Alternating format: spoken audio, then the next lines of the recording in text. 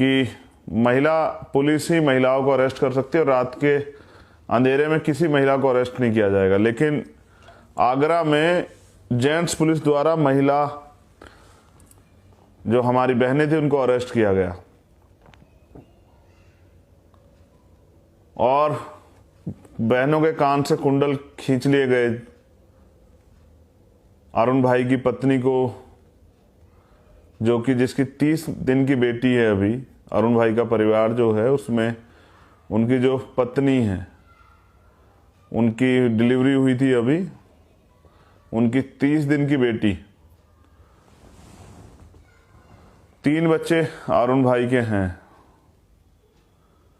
तो अभी वो बिटिया जो है हमारी अरुण भाई की वाइफ, हमारी बहन जो है, वो अभी इस हालत में भी नहीं थी। पुलिस उसको भी अरेस्ट करके लेके गई और उसको भी जबरन पीटा गया। ये दुख तकलीफ के साथ कहना पड़ रहा है सब चीजें, लेकिन समाज को पता तो होना चाहिए कि उसको क्या क्या सहना पड़ रहा है। मैं अपनी बात को आगे भी रखूंगा, लेकिन और बातें क्लियर कर देता हूं। पुलिस द्वारा घर का एक एक कोना छाना गया। जो अलमारी घर में थी उस अलमारी का लॉकर तोड़ लिया गया, उसका गेट तोड़ दिया गया, सारा सामान चेक किया गया। और अरुण के एक भाई जो बड़े हैं, उनकी बिटिया की शादी है, उनके शादी का सामान रखा गया था, वो पुलिस ने जब्त कर लिया। वो सारा सामान पुलिस लेगी। जितने रिश्तेदारों को उनको पकड़ के उनके घर में भी इस तरह का, जैसे डाका डाला जाता है, इस तरह का माहौल बनाया गया। और ये जो चोरी है ये हुई थी मालखाने से। अरुण भाई जब 12 साल के थे तभी उस थाना क्षेत्र में काम करने लगे। और हर जो कोई आदमी जिस नीयत का होता है, नेचर का होता है, उसकी प्रकृति होती है, मतलब उसका नेचर होता है ये कि वो अगर उसने कोई अपराध किया है तो पहले भी उसका इतिहास खंगाला जाता है, क्या उसने पहला कोई ऐसा अपराध किया था। तो एक आदमी जिसकी आजीविका वहां से चलती है, वो चोरी जैसे कृत्य पे को करने का काम करे, ये बड़ा सोचने का विषय है। कभी अरुण के खिलाफ कोई सिंगल कंप्लेन भी नहीं थी। बस पुलिस को मोहरा चाहिए था, जिन्होंने ये किया था उनको बचाना था, और एक मोहरा चाहिए था। और वो भी मोहरा सिर्फ इसलिए चाहिए था कि ऊपर के अधिकारियों को बताया जाए कि भाई हमने चोरी करने वाले गिरफ्तार कर लिया। सच तो ये है कि अरुण भाई ना तो चोर थे, ना उन्होंने चोरी की थी। लेकिन हमारे यहाँ कहना, गरीब पे सबका जोर होता है, और गरीब भी वो जिस भारत की जाति व्यवस्था में जो दलित जाति से हो, तो इसके लिए तो यही सबसे बड़ा अपराध है कि वो दलित जाति में पैदा हुआ। और फिर सरकार का, पुलिस का खेल शुरू होता है कि उसको पीटा जाता। आप सोचिए, आप आइडिया लगाइए कि एक साथी को इतना पीटा गया। अब आप समझिए कितना पीटा गया होगा कि उसकी जान चली गई। और पुलिस जो कह रही है कि हमने बरामदगी की, बहुत आसान है। इस तरह के माहौल में अपनी जेब से जाके कुछ ले जाकर, हमने तमाम फिल्में और तमाम तरह की चीजें देखी, तमाम तरह की घटनाएं सुनी, हाथरस जैसी घटनाएं देखी। पुलिस ने कहा कुछ नहीं हुआ, पुलिस के आला अधिकारियों ने कहा कुछ नहीं हुआ। सीबीआई जांच हुई, सीबीआई में फिर एफआईआर दर्ज हुई, 302 की एफआईआर दर्ज हुई, 376 की एफआईआर दर्ज हुई। तो उत्तर प्रदेश पुलिस के कारनामे आप और हम जानते हैं। तो वहां क्या बरामदगी कैसे हुई, किसने कराई, ये सब चीजें हम इस बात को वो कहें, जब पुलिस की जांच होगी आगे कोर्ट के द्वारा, सब चीजें दूध का दूध पानी का पानी हो जाएगी। लेकिन बड़ा सवाल ये कि मैं वहां गया था तो वहां पंचायत हुई थी समाज के जिम्मेदार लोगों की, हमारे समाज के जो नेता लोग हैं उनकी पंचायत हुई थी, समाज के सामान्य लोगों की। और उन्होंने 5 दिन का समय दिया था। उस 5 दिन में हमारी कुछ मांगे थी। मुझे अभी तक संज्ञान में नहीं कि उन मांगों पे क्या हुआ। कल वो आखिरी दिन की मियाद है, वो खत्म हो जाएगी। और कल रात को जब वो खत्म हो जाएगी तो मैं अपने साथियों को बता दूंगा कि हमें अब क्या करना है। अभी हमने तय किया था कि 5 दिन में हमारी मांग नहीं पूरी तो 28 तारीख को हम लोग सभी जिला कार्यालय पे, जहाँ डीएम बैठते हैं और एसएसपी बैठते हैं, उन पे ताला लगा देंगे और उनको घुसने नहीं देंगे। और भी हम पे बहुत ताकत है करने के लिए, जो हम कर सकते हैं। मांगे बता देता हूँ। पहली मांग ये थी कि उस घटना की सीबीआई जांच होनी चाहिए, क्योंकि वो आरोप सिर्फ अरुण पे नहीं लगा, हमारे पूरे समाज पे लगा कि हमारे बच्चे ने, हमारे भाई ने चोरी की। तो उस घटना की जांच होनी चाहिए, सीबीआई जांच, जिससे दूध का दूध पानी का पानी हो जाए। ये भी पता है कितने लोगों ने किस नीयत से, किस कारण से उसकी हत्या की, क्यों इतने लोगों का अरेस्ट किया गया, क्यों इतने ये सब चीजें, चोरी, जिस तरह का डाका डाला गया घरों में, वो कौन व्यक्ति था, क्या क्या सामान था, वो सब चीजें वापस मिले। दूसरा, न्याय कब मिलेगा? जब वो पुलिस अधिकारी गिरफ्तार हो जाएंगे जो उस थाना क्षेत्र के। तो हमारी मांग ये थी कि उन जिनके खिलाफ मुकदमा हुआ है, पहली बात तो नामजद मुकदमा नहीं, पुलिस ने अज्ञात में मुकदमा किया। पुलिस को पता है कि उस थाने में किसकी ड्यूटी थी, क्योंकि रजिस्टर होते हैं, वहाँ तस्करा चढ़ता है, वहाँ आमद होती है, वहाँ रवानगी होती है। आपको पता है अगर कोई किसी को अरेस्ट करने जा रहा है, कौन कौन जा रहे हैं, क्या क्या हथियार लेके जा रहे हैं, सब चीज़ें उसमें तस्करे में चढ़ती हैं, सब चीज़ें होती हैं। तो ये हम सब लोगों को तो पता है, वकील लोगों को, लेकिन आम जनता भी काफ़ी चीज़ें जानती है। तो पहले तो पुलिस ने बचाने का प्रयास किया, अपने अधिकारी कर्मचारियों के खिलाफ मुकदमा नहीं लिखा ज्ञात में, क्योंकि मुकदमा कोर्ट में कमजोर जाए। फिर अभी तक कोई गिरफ्तारी नहीं हुई। तो जब वो लोग वर्दी पहन के घूमेंगे तो कैसे न्याय होगा, कैसे जांच प्रभावित नहीं होगी। तो हमारी मांग थी कि उनको गिरफ्तार किया जाए, उस पर अभी मुझे जानकारी नहीं किया हुआ। दो चीज़ें होगी। फिर तीसरी मांग थी कि यार उनके 3 बच्चे हैं, वो 3 बच्चे कैसे पलेंगे, उनकी पत्नी का क्या होगा, उनकी पढ़ाई का क्या होगा। वो चाहे कैसे भी करता, अपने बच्चों को अच्छा पढ़ाने का प्रयास करता। हम सब लोग बाबा साहब के आदर्शों पर चलने वाले लोग हैं, तो वो अपने बच्चों को पढ़ाने का काम करता, उनकी ज़िंदगी सुधारने का काम करता, उनके बच्चे आगे ये काम ना करें गंदगी में घुसने का, तो वो शायद उनको वहाँ से निकालने का काम करता। फिर उनके बच्चों की पढ़ाई है कैसे होगी, उनके बच्चों की शादी है कैसे होंगी, बाप का साया उनके सर से चला गया। और ये कोई प्राकृतिक नहीं था, ये पुलिस द्वारा की गई हत्या थी। तो हमारी ये मांग थी कि उस परिवार को एक सरकारी नौकरी दिया जाए, एक आवास दिया जाए, और तीनों बच्चों की पढ़ाई का खर्चा जो है ना सरकार उठाए। दूसरी, जब कहीं पिछली कुछ घटनाएं ऐसी हुई, जैसे लखनऊ में हुई थी एक घटना, उस परिवार के प्रति मेरी संवेदना, लेकिन वहां सरकार ने जो उस समय तत्कालिक काम किया, तो उस बहन को ओएसडी की नौकरी और 40 लाख रुपए का मुआवजा। जब यही गोरखपुर में हुई तो वहां भी ऐसा ही हुआ कि उस परिवार के प्रति मेरी संवेदना, उनको 40 लाख का मुआवजा और एक सरकारी नौकरी ओएसडी की। लेकिन यहाँ पुलिस का चेहरा, यहाँ सरकार का चेहरा, प्रशासन का चेहरा मुआवजा देते वक्त बदल गया। वहाँ 10 लाख रुपए का मुआवजा, और वो भी मैंने बताया था आपको कि वो इट विल बी पॉसिबल, जो मुझे मुख्यमंत्री ने कहा 25 लाख रुपए का मुआवजा देंगे, और जब हमने पूछा तो पता करने का प्रयास किया तो 16.5 लाख रुपए का मुआवजा दिया है। तो उत्तर प्रदेश सरकार की कथनी करने का फर्क हम लोग जानते हैं। तो हमारी मांग थी कि 1 करोड़ रुपए का मुआवजा उस परिवार को मिलना चाहिए, और उनके उस परिवार की सुरक्षा व्यवस्था होनी चाहिए। लीगल्स का मामला उसका हम खुद लड़ेंगे कोर्ट में, ये हमने तय कर लिया है। जल्द हम उनके वकालतनामे शायद 28 तारीख में हम लोग जाएंगे, कल हम फाइनलेशन कर लेंगे। कल तो मैं मध्य प्रदेश जा रहा हूँ जोबट में, लेकिन कल हम टीम हमारी फाइनलेशन कर लेगी, परसों हम लोग उनके वकालतनामे वहाँ से ले आएंगे, हम कोर्ट में ले चलेंगे, सब लोगों को बताएंगे किस तरह से जो है हत्या की जाती है। लेकिन मेरा एक सवाल है अब आप लोगों के सामने। पहले तो मैं सभी को बता दूं कि कल का दिन और हम इंतजार करेंगे, हमने 5 दिन का समय दिया था। हम ये देखेंगे पुलिस ने, प्रशासन ने, सरकार ने क्या क्या हमारी मांगों पे काम किया। नहीं तो फिर मैं 28 तारीख को आपको बता दूंगा, कल ही बता दूंगा रात में, मध्य प्रदेश से, कि हम लोग क्या करने वाले। वहाँ की लोकल यूनिट से, वहाँ जो समाज के जिम्मेदार लोग, जो 5 लोग कमेटी में, उनसे बात करेंगे, अपने स्टेट के प्रेसिडेंट से बात करेंगे, और फिर मैं आपको बताऊंगा। और मैं जानता हूँ मांगने से यहाँ कुछ नहीं मिलता, छीनना पड़ता है, और जिसमें दम होता है वो छीन लेता है। मैंने उस दिन भी कहा था कि अगर पुलिस के लोग ये कहते कि हम न्याय नहीं देंगे, हम में दम होगा तो हम छीन लेंगे, नहीं दम होगा तो हम अपने लोगों की लाशों पर रोते रहेंगे। ये मेरा मत था कि भाई अगर ऐसा होता है तो हम लोग इस तरह का वो करेंगे। तो मैं समझता हूं, काशीराम साहब कहते हैं जो कौम अन्याय अत्याचार के खिलाफ आवाज नहीं उठाती वो लाश से उठाती है, और वो भी कौम लाश से उठाती है वो जो लड़ती है। क्योंकि जब आप अपने जीवन को, पुराने इतिहास को बदलने का काम करोगे, हक अधिकार की लड़ाई लड़ोगे, तो आपको ये सब चीजें सहनी पड़ेंगी। लेकिन मेरा सवाल यह है कि इतनी बड़ा समाज है बहुजन समाज, और शेड्यूल कास्ट की आबादी लगभग 22 से 25%।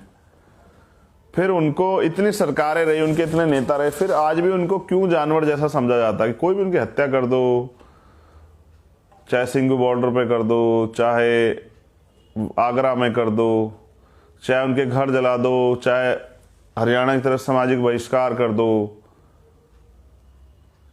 चाहे जमीन के ऊपर आदिवासियों के कत्ल कर दो, उनके घर छीन लो, उनकी हत्या कर दो। तो ये जो लोकतंत्र में जिनके पास वोट होता है, उनका राज होता है, ये सब चीजें कहां लगती हैं?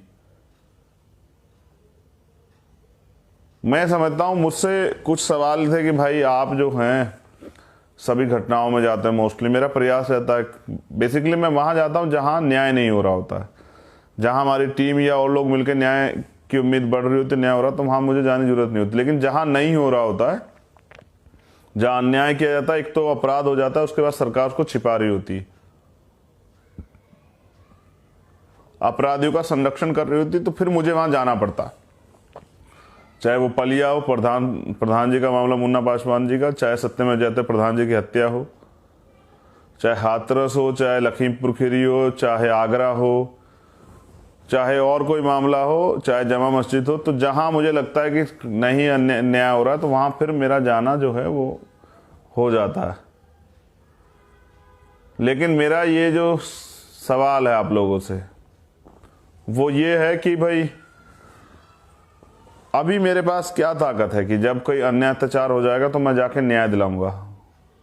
जब मेरे लोगों की जान चली जाएगी तो मैं रोऊंगा, जाके चिल्लाऊंगा, लड़ूंगा, संघर्ष करूंगा, आंदोलन करूंगा, धरने करूंगा, जाम लगाऊंगा।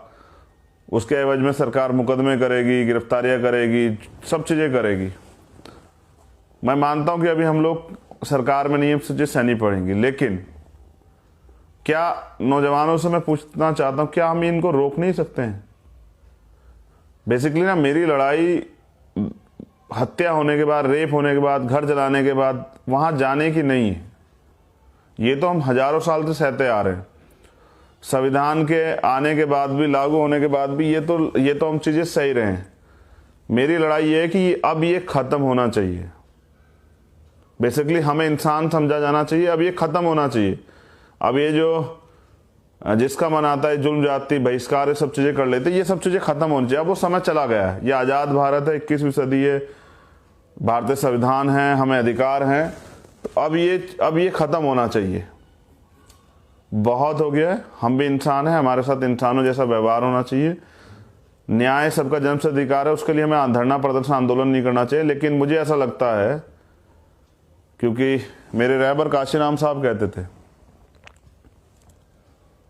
कि जो शासक होता है, जो राजा होता है ना, तो उसकी बहन बेटियों का रेप होता, ना हत्याएं होती, ना उनके अधिकार छीने जाते, ना उनका सामाजिक आर्थिक राजनीतिक अपमान होता, ना उन्हें कुछ सोचना पड़ता, और ना ही उन्हें किसी के आगे हाथ फैलाना पड़ता, मांगना पड़ता। भीम आर्मी के माध्यम से तो ये हमने बड़े पैमाने पे किया है, हर लड़ाई लड़ी, सामाजिक परिवर्तन के लिए आंदोलन किए हैं, गांव गांव में जाके पाखंडवाद विश्वास खिलाफ समाज को तैयार किया है। लेकिन जैसा मैंने कहा कि जो शासक कौम होती है, यानी कि जिनका राज होता है, उनके साथ ही नहीं होता। आपने सबका राज देखा, आप ऊपर से नीचे कितनी पार्टियां, सबका लगा के देख लीजिए। मैं किसी को बुरा नहीं कह रहा हूं, मैं ये नहीं कह रहा हूं वो बुरे हैं, मैं कह रहा हूं कि हम उनसे बेहतर कर सकते हैं। आपने बीजेपी की सरकार देखी, वर्तमान में भी चल रही, पहले भी आपने कांग्रेस की सरकार भी देखी, आपने बसपा की सरकार भी देखी, आपने समाजवादी पार्टी की सरकार भी देखी, आम आदमी पार्टी सरकार भी देखी, लेफ्ट तमाम सब लोगों की सरकार देखी। सर आप बताइए कि पूरे देश में रहने वाले दलित समाज, बहुजन समाज के लोग मुझे बताएं, क्या बदलाव हुआ आपकी जिंदगी में? क्या जो आपके मूलभूत अधिकार आपको मिलने चाहिए थे वो मिले? क्या वो सम्मान, स्वाभिमान, सामाजिक परिवर्तन जिसके लिए हमारे महापुरुषों ने आंदोलन चलाया था, क्या वो उनका सपना पूरा हुआ? क्या वो गैर बराबरी, अन्याय, अत्याचार, भेदभाव खत्म हुआ? क्या हमें तमाम तरह की परेशानियों से मुक्ति मिली? क्या हमारे जीवन में रोटी, कपड़ा, मकान, चिकित्सा, शिक्षा, सुरक्षा, रोजगार ये लागू हुआ? और आप क्या समझते हैं आज़ादी क्या है? सिर्फ आप बोल लिए और आप रोटी खा रहे हैं, ये इसको आप आज़ादी मानते हैं? आज भी मंदिरों में जाने के लिए, तमाम तरह की चीज़ों के लिए लड़ना पड़ता है। आज भी तमाम तरह से घोड़ी चढ़ने पे, बिंदली निकालने पे, मूछें रखने पे हत्या हो जाती। तो आपको क्या लगता है कि क्या अभी आपको सिस्टम इंसान मान पाए? और मुझे नहीं लगता कि मान पाया तो शायद आपके साथ भी इंसानों जैसा व्यवहार हो रहा होता। क्या आपने सुना, कितने घटना आप सुनते हैं कि भाई किसी और समाज की महिला के साथ रेप हो गया, हत्या होगी, जितनी घटनाएं सुनी जाती हैं, मुझे कष्ट के साथ कहना पड़ेगा कि 90% जो है वो शेड्यूल कास्ट बैकवर्ड की महिलाओं के साथ होती है। जबकि मैं महिलाओं को जाति बिरादरी में नहीं वो करता हूं, लेकिन मैं समझता हूं एक समाज की ताकत से एक सुरक्षा मिलती है। उस सुरक्षा को के बाद एहसास होता है कि नहीं, उस समाज के साथ नहीं करना। लेकिन सब सरकारों के बावजूद भी क्या आज भी आपका सामाजिक ताकत इतनी मजबूत हुई कि लोगों में आपके खिलाफ कोई भी एट्रोसिटी, कोई अत्याचार, अन्याय करते हुए ये डर हो कि भाई नहीं, उनके साथ नहीं करना। और आज भी ऐसा क्यों हो जाता कि मार दिया जाता? मार इसलिए दिया जाता है क्योंकि लोगों को लगता है ये कुछ कर नहीं सकते। सर, हम सब कुछ कर सकते हैं, और जो जिस भाषा में समझना चाहे ना, उसको उस भाषा में समझा भी सकते हैं। हम सफाई कर्मचारी वर्ग के लोग, वाल्मीकि समाज के लोग, हम अपनी औकात, जिसको आप हमारी औकात कहते हैं और हैसियत कहते हैं, अगर हम एक दिन के लिए काम छोड़ दें तो आपकी दादी नानी याद दिला सकते हैं। हम इस देश की गंदगी उठाते हैं, हम इस देश की गंदगी कोरोना काल में साफ करते हैं, और आप हमारी हत्या करके मुस्कुराते हैं। आपको क्या लगता है हम कमज़ोर हैं? नहीं सर, हम कमज़ोर नहीं। हम बस अपने महापुरुषों की विचारधारा पे डटे हुए हैं। हम संविधान को मानने वाले लोग हैं। हम हिंसा नहीं करते। हम अपने राइट्स को प्रोटेक्ट करने के लिए संविधान को अपना सबसे बड़ा धार्मिक ग्रंथ मानते हैं। हमारी कमी ये, आज संविधान का दुरुपयोग सत्ता, सरकारी महकमे और सरकारी महकमों का, सरकारी उपक्रमों का दुरुपयोग सरकारें कर रही हैं। कोई अपराध होता है, उस अपराध को टालने का, इधर उधर घुमाने का, उसको बदलने का मीडिया द्वारा तमाम तरह से प्रयास किया जाता है। मैं समझता हूं बहुत हो गया है। अगर हम शेड्यूल कास्ट के लोग अपने अधिकारों की रक्षा के लिए अपने शरीर का प्रयोग करना बंद कर दें, कैसे? हमारा शरीर हमारा हथियार है। जो काम हम क्या खेतों में मेहनत मजदूरी का, सफाई का जो हम करते हैं ना, अगर उसे बंद कर दें और 10 दिन के लिए बंद कर दें, हाँ, हो सकता है कि हमारे पेट में हमें रोटी ना मिले, लेकिन आपको एहसास हो जाएगा कि आपकी हैसियत नहीं वो काम करने की। ये भारत है, दुनिया में काम होता है, दुनिया में सफाई का काम होता है, वहाँ सम्मान मिलता है, वहाँ तनख्वाह उनको 3-3 लाख रुपए मिलती है, वहाँ उनको उनकी रिस्पेक्ट होती है, वहाँ परिश्रम श्रम की कीमत है, वैल्यू है, वहाँ इंसानों की वैल्यू। यहाँ जानवरों की वैल्यू है, इंसानों की वैल्यू नहीं है जाति की वजह से। और यहाँ जो आदमी सबसे मेहनत काम करता है उसको सबसे नीच समझा जाता है।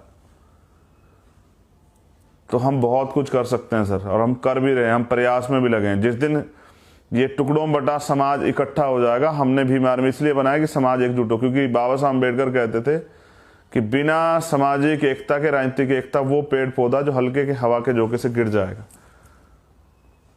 तो मैं समझता हूं अगर समाज एकजुट हो जाए तो हम लोग अपने हितों की सुरक्षा कर सकते हैं, अपने लोगों की जानों की रक्षा कर सकते हैं, और जो अन्य अत्याचार हम पे हो सकता है उनको जड़ से रोक सकते हैं।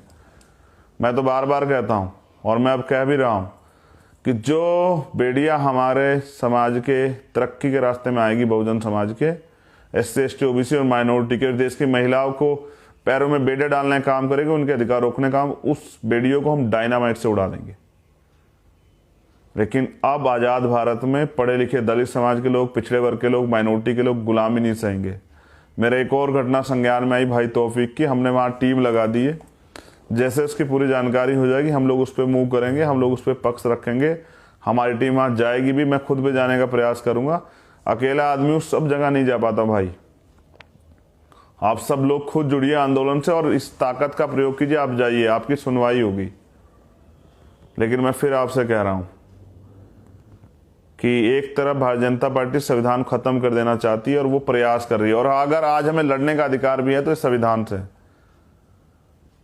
आप लोगों को लड़ना पड़ेगा, तैयार रहना पड़ेगा।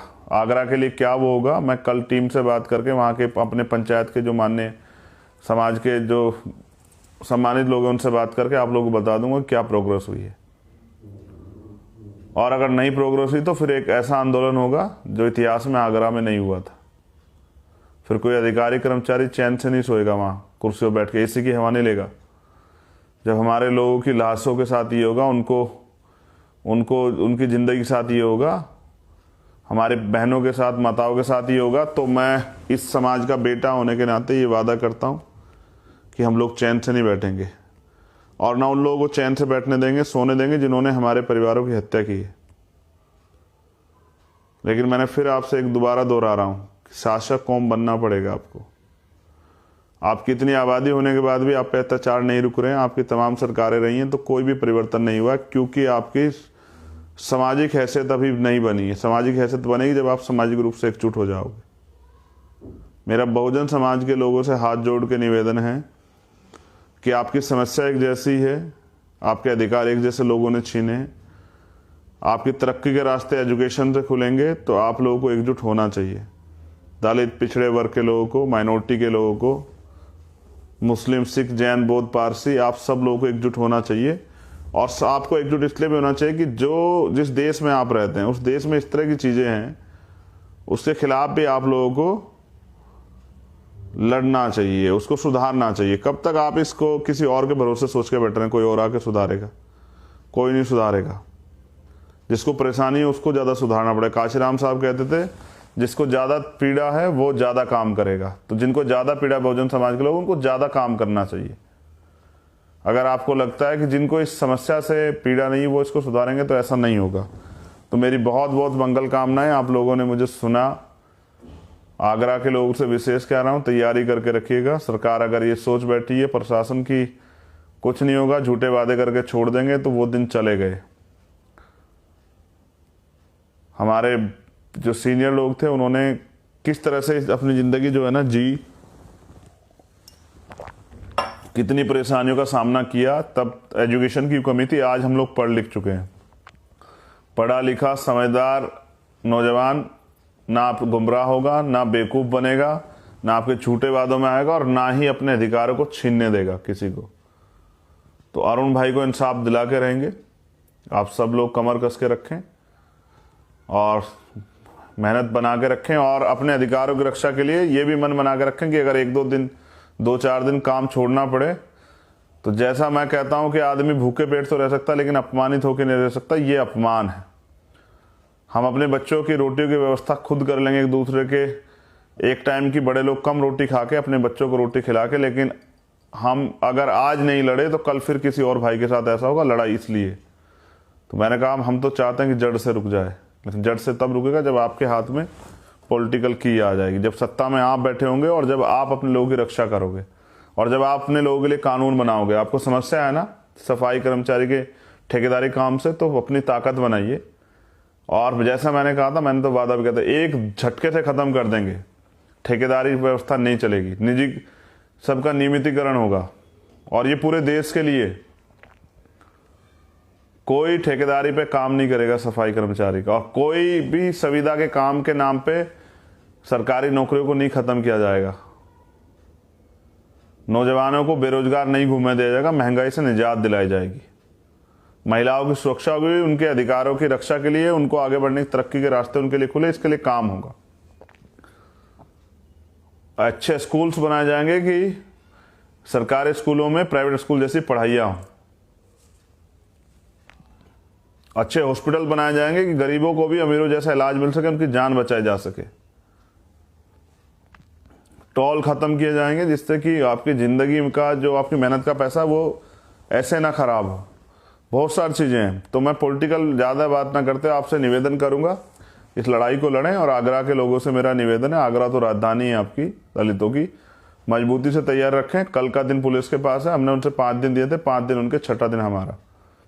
छठे दिन हम उन्हें बताएंगे कि हम अधिकार छीन के लेना भी जानते हैं। जय भीम, जय भारत, जय संविधान।